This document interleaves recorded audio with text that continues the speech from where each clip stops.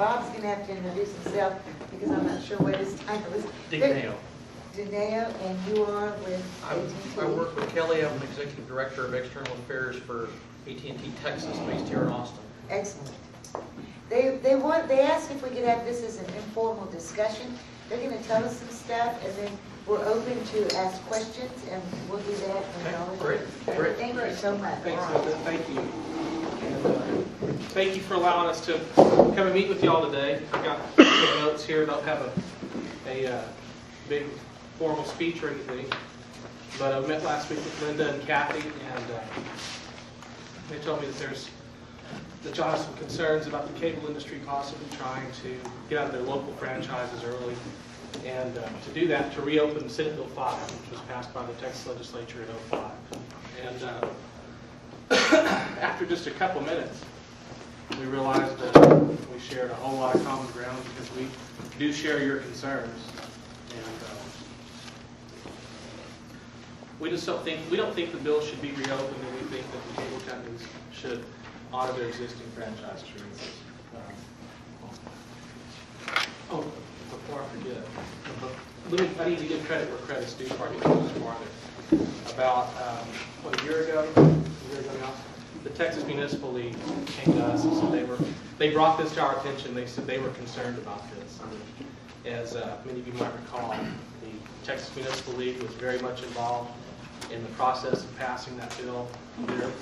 They over the course of the process, they went from opposed when they didn't like parts of the bill, eventually to neutral when they felt that they had gotten what they needed in that bill specifically. A lot of it had to do with PEG, a lot of it had to do with their revenues. And then over the course of the past year or so, a little over a year, they've officially moved to support. So now they support the legislation, and they asked us if we would kind of work with them on keeping an eye on things to make sure that there aren't any changes. And again, with TML, and I suspect with y'all, a key part of them moving to support of the bill was the fact that those local franchise agreements are held in place. And so Linda told me that was one of the things that y'all are most interested in, and that's what she asked us to talk a little bit about today. We're watching this very closely in the legislature right now. So far, there hasn't been any, I guess, official talk of the cable industry trying to make legislative changes to the bill. Although they spoke a lot last year about it. In the past year, they talked about the need, as they put it, to level the playing field. That was kind of what they meant by that, of course, was to let them out of their local franchises early. I think maybe a big part of the reason that there hasn't been any activity on this, at least so far in the legislature, is I think the cable industry frankly had a little bit of trouble finding much support for their position. I think for them it was kind of a tough sell when they talked to people, to lawmakers, to members of the communities. I think they had a hard time selling the idea that a company should be able to more or less get out of a local franchise agreement, almost a contract, just in a one piece if they decide to do it. So I think that's part of the reason that there hasn't been that hasn't come up yet. Like I say, I don't think they've gotten a whole lot of support. But what we did talk about, and we're doing this with TML, is that since we are monitoring this so closely, and I told Linda we would be more than happy to do this, we'll kind of help y'all keep an eye on what's going on, and if we get any kind of information that something's happened or if there's any kind of legislation filed, that I will definitely get in touch with you right away, and you can spread the word. So at least, at the very least, you'll know when and if something happens. So, Bob, you have, yeah, please. Let me talk just briefly about AT&T's entry into the television business. I've been with the company for 30 years, and I can't believe we're getting into the TV business. Although Gary and I worked on a project 13 years ago to hook up the Travis County Jail in Del Valle to do some interactive video arraignment. So we've kind of dabbled with it, but now we're getting into it big time. We're real excited, but it is very new to us. We will be providing in various markets a competitor to cable. We've already started in a few markets. We hope to provide enough competition that consumers will find lower prices and better service. We're really excited about being in the TV business. Our product will include 300 channels of TV, plus very high-speed internet, plus at some point soon, voice over IP telephone service all over the telephone wire that's coming into your house already. So this is a major change for our company, and it's exciting. One of the things we're learning quickly and trying to learn, and you guys can help us, is the whole entree into public access, education, and government channels. We want to do it. We want to do it right. It's one more aspect of the technology that we're learning ourselves. We will have a PEG channel product that we will bring to cities as we enter the market. We have begun service in San Antonio, and we've begun service in Houston, and these are limited areas, not across the whole community. In other states, we've started providing our TV service in places like San Francisco, Indianapolis, Connecticut, some other places, and we're at the very beginnings of this.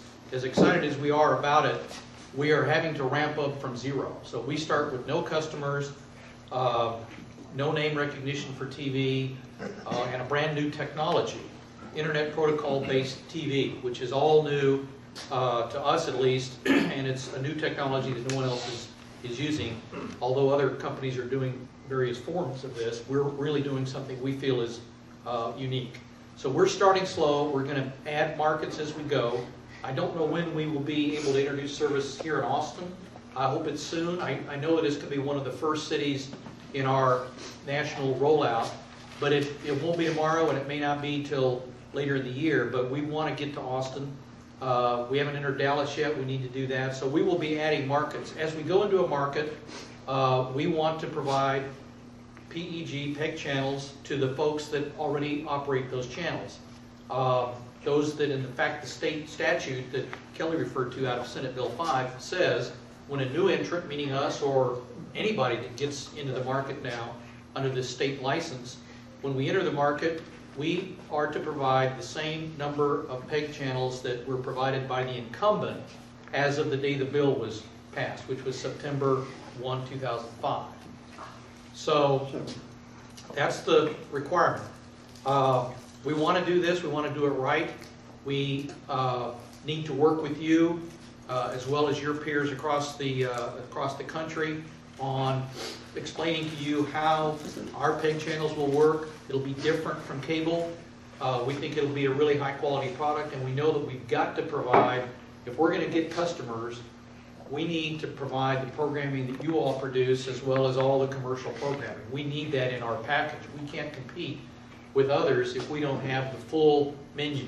So we want to work with you. We want to explain the technology. I'm not a technical guy at all. I could certainly refer questions. We've had a couple of questions in the back already about channel lineup and so forth. I'm totally incapable of getting very deep on that, but we can hook you up. And when we do get to Austin, when AT&T gets ready to begin service in Austin, we would start by contacting the city, which is our official entree, and hopefully they would bring you and the other PEG channel people together in a room where we can explain from the top. That just happened in Houston last week.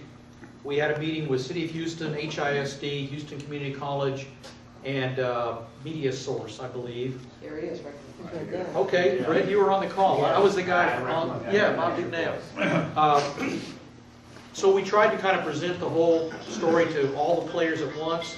The Houston PEG channel content providers are going to do some of their own discussions now about next steps, and then we'll get back together. We want to make it work for you all. We are new to this. We probably don't know all the questions to ask you, and we probably don't have all the answers, but we will eventually, and we will be on that learning curve very, very quickly. So PEG channels are a part of our future at AT&T, and it's exciting for us. We want to do it right because that's what customers want when they buy our service. They want to be able to select all the opportunities, all the TV programming that's out there. We're going to keep working with Houston. We have had conversations with San Antonio. but there isn't yet a PEG channel on an AT&T TV network yet. I mean, we're just at the very beginnings of this. We're testing them now. Okay. They have been for several months. Very good, very good. So we will get there. There are issues I know that you have with cable. We have a lot of issues with cable also.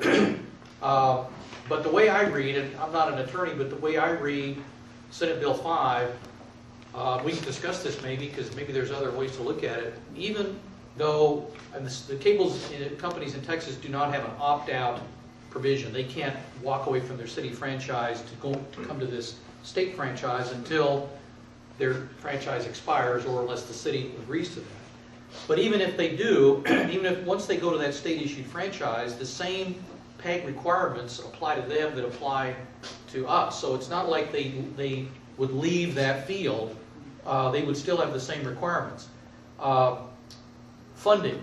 The way Senate Bill 5 works is that when we enter a market, we pay the city.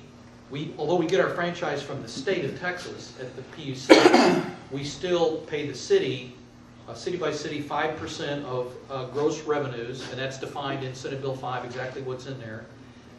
If a city has been receiving cash from the incumbent over time and is continuing to receive some kind of cash payment, then our obligation, and any new entrant would have the same obligation, our obligation is to pay the city a pro rata piece of that amount of money. So, for example, if the city of Houston gets $500,000 a year from Time Warner for whatever, just a cash contribution, I don't know that that's true, but hypothetically, as we get into the market, we would provide the city of Houston our subscriber counts under seal. They would compare that to the other subscriber counts of the other cable companies, and they would come back to us and say, you are now 4% of this market, you are 10%, you are whatever percent, and hopefully ours will grow as we as we get it farther into the market. We would then owe the city that percent of that cash payment. So if we're 10% of the Houston market, we would pay 10% of $500,000 to the city as long as they were continuing to get cash from the city. Now, when the incumbent franchise expires with the city, then we go to 5% plus 1%, just a flat 1, and so would the incumbent that I assume would roll to the state franchise. So pretty soon we get out of this pro rata thing and we get to 5 and 1 in terms of cash, in terms of franchise payments to the city. From there, I don't know exactly how the financing works with other PEG providers. I really don't, and I don't know that we would necessarily be involved in that. Our obligation is to pay the city, and from there, I don't know what arrangements would be made, but we would certainly carry the PEG channels on our network, and we would then be paying the city. It's either 5% plus a cash stipend, or 5 plus 1 when we get to that point. A lot of cities don't get any cash from the incumbent, so that wouldn't apply, but a lot do. I do not know the situation in Austin specifically, but those are some of the provisions. But we tried to kind of